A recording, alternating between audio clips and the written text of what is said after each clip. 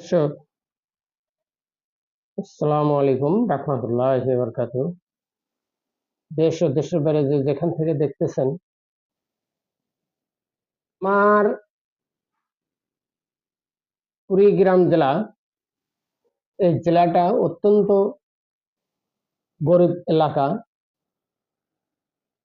আর অত্যন্ত ঝুঁকিপূর্ণ এলাকা একটি। সেটা হলো তিস্তা নদীর কারণে, যেটা তিস্তা নদীর ক্যানেল আছে ডালিয়া থেকে তিস্তাটি যেটা আছে, এর তিস্তার দুই পৃষ্ঠে যে লোকগুলান আছে, এই লোকগুলান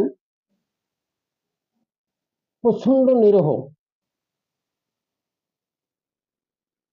লোকগুলান এতটাই একটু নিরীহ, কিন্তু সম্পদ থাকতে করে খাইতে পারতেছে না। তার জন্য আমি বর্তমান যে সরকার আছে, সরকারের কাছে আমি আবেদন করতেছি যে দয়া করে আমাদের এই নদীটা যদি আপনি মেরামত করে দেন, তাহলে হাজার হাজার কোটি কোটি লোক বাঁচতে পারবে এবং সুখে খাইতে পারবে। দেখেন, এই তিস্তা নদীটায় কত হাজার হাজার কোটি সম্পদ পড়ে আছে, আমরা খাইতে পারতেছি না। খাইতে পারতেছি না এক মুঠ ভাত।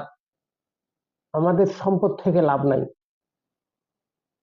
আমরা এতটাই একটা দরিদ্রহীন হয়ে গেছি, আমাদের কোনো কুল কেনার নাই।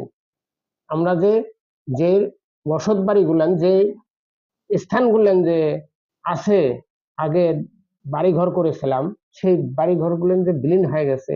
আমাদের এমন কোনো শর্তও নাই যে আমরা টাকা দিয়া জমা জমি কিনা বসত বাড়ি করে থাকবো, এই সমর্থটাও নাই। পড়ার জমিনে বাড়ি বাড়ি বাড়ি করে আছি। এই জন্য আমি বেশি বেশি করে অনুরোধ করতেছি, বর্তমান সরকার আছে তাকে, তারেক জিয়াকে আমরা বলছি, আপনাদের কাছে অনুরোধ, আপনাদেরকে জোরহাত করছি, আপনারা আপনি যত তাড়াতাড়ি পান আমাদের এই নদীটা, তিস্তা নদীটা নির্মাণ করার জন্য আপনাদের অনুরোধ করতেছি।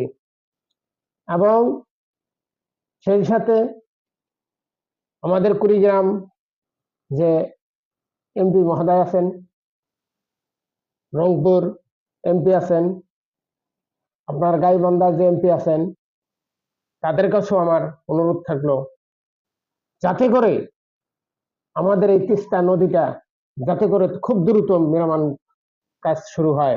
এই জন্যে আমরা আপনাদের কাছে অনুরোধ করতেছি, কুড়িগ্রামবাসী এবং গাইবান্ধা রংপুরবাসীর পক্ষ থেকে আমি অনুরোধ করতেছি মোহাম্মদ তারেক জিয়াকে, যে আপনার কাছে আমাদের জোরহাত, আপনারা আমাদের এই তিস্তা নদীটা খুব দ্রুত কাজটা যদি করে দেন, তাহলে আমাদের একটু সুখের দিন ফিরে আসবে।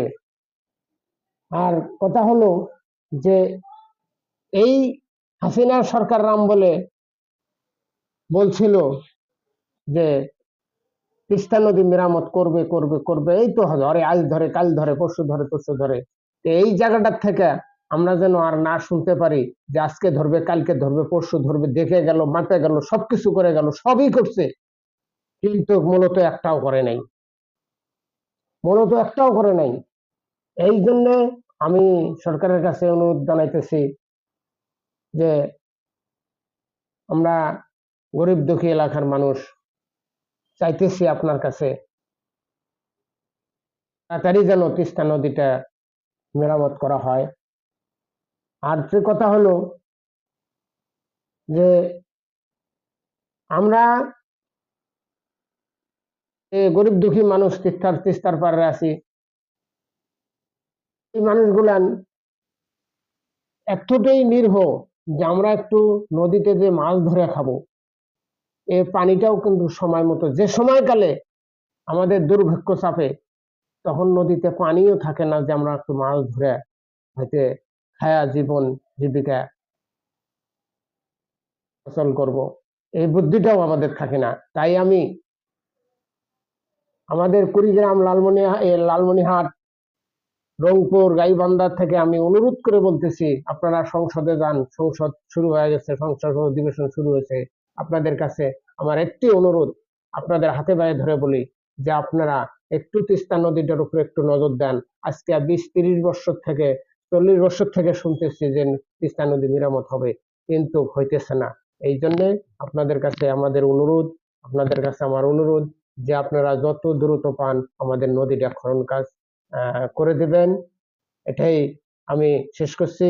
আমার ভিডিওটা যে যেখান থেকে দেখবেন, আমার ভিডিওটা লাইক, কমেন্ট, শেয়ার এবং সাবস্ক্রাইব করে দিয়ে আমার পাশে থাকবেন। ধন্যবাদ। দেখা হবে অন্য কোনো ভিডিওতে। ভালো থাকেন, সুস্থ থাকেন।